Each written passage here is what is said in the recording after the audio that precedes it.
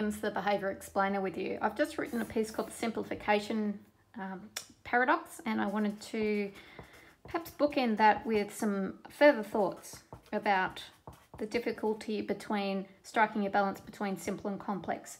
When you're dealing with a client or a colleague and you're trying to convince them of a new idea and get them involved in perhaps taking it on, you want it to be simple enough for them to embrace it.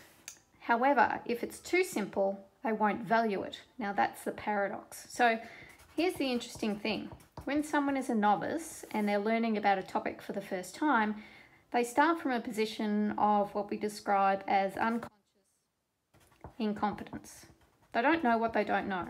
So you then talk to them about a topic. So I talk about behavioural economics and I sort of describe my behaviour change framework. It all seems very simple.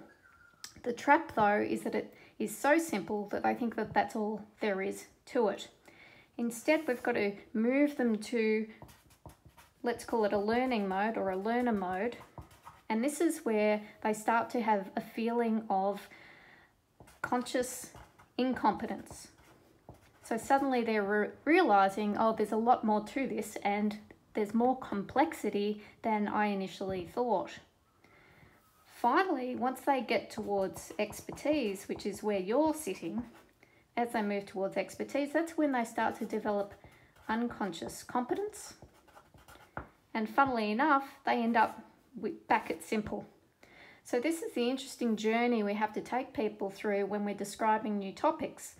They're starting here, you're starting there, so you both have a perspective on it being simple. The task is to make sure that simple is valued. For more on this and other behavioural topics, please visit briewilliams.com.au. I look forward to speaking to you next time. See you.